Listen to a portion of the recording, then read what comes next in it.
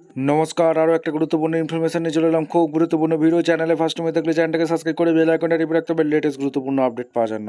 Step two step আজকের আপডেটটা আপনাদের সামনে তুলে ধরছে একটা গুরুত্বপূর্ণ আপডেট। অঙ্গনওয়াড়ি কর্মীদের নিয়ে একটা আপডেট দেবো। বেতন বৃদ্ধি হয়ে গেল 10,489 টাকা করে দিল। এইমাত্র ঘোষণা হলো প্রতীক্ষার অবসান।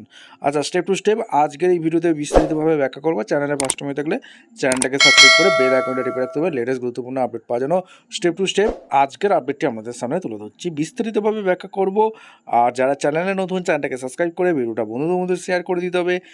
ফার্স্ট টাইমে দেখলে একটা লাইক কমেন্ট শেয়ার অবশ্যই করতে হবে। আচ্ছা, বেতন একটা যে বৃদ্ধি হয়েছে সেটা পশ্চিমবঙ্গে হয়নি, ঠিক আছে। আজকে কথা বলবো all India ICDS anganwadi update নিয়ে কথা বলবো, যেটা পশ্চিমবঙ্গেরও অঙ্গনওয়াড়ি কর্মীদের যারা আছেন তাদেরও কাজে লাগবে, ঠিক আছে। আজকে কথা বলবো রাজস্থান সরকার মহিলা ও শিশু উন্নয়ন বিভাগের একটি সরকারি আদেশে সরাসরি বেতন বৃদ্ধি করে দিল, যাতে 1 এপ্রিল 2026 থেকে অঙ্গনওয়াড়ি কর্মীদের অনারিয়াম যেটা আছে বৃদ্ধি ঘোষণা করে দিয়েছে। এই আদেশের মূল বিষয়গুলো আপনাদের সামনে তুলে ধরবো।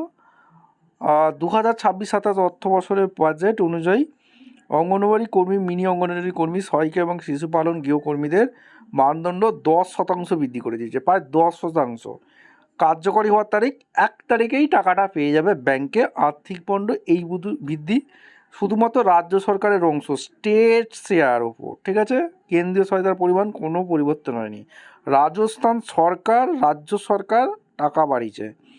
নতুন মানদণ্ড কাঠামো ছবিটিতে একটি তালিকার মাধ্যমে দেখতে পাচ্ছেন। বিভিন্ন পদের আগের বর্তমান বর্ধিত মানদণ্ড দেখানো হয়েছে। অঙ্গনওয়াড়ি কর্মীরা আগে কত পেত? 9,939 টাকা, বেড়ে কত হয়ে গেল? 10,489 টাকা, ঠিক আছে।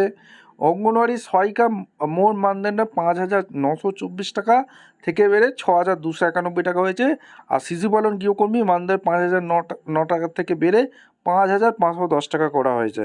আর পশ্চিমবঙ্গে কি অঙ্গনওয়াড়ি আইসিডিএস অঙ্গনওয়াড়ি কর্মীদের কি বেতন বৃদ্ধি হতে পারে? যে 1,000 টাকা বাজেটে বৃদ্ধি হচ্ছে সেটা কি ন্যূনতম? ও এর পরেও কি বৃদ্ধি হওয়া উচিত? আপনারা অবশ্যই কমেন্ট সেকশনে ব্যক্ত করবেন।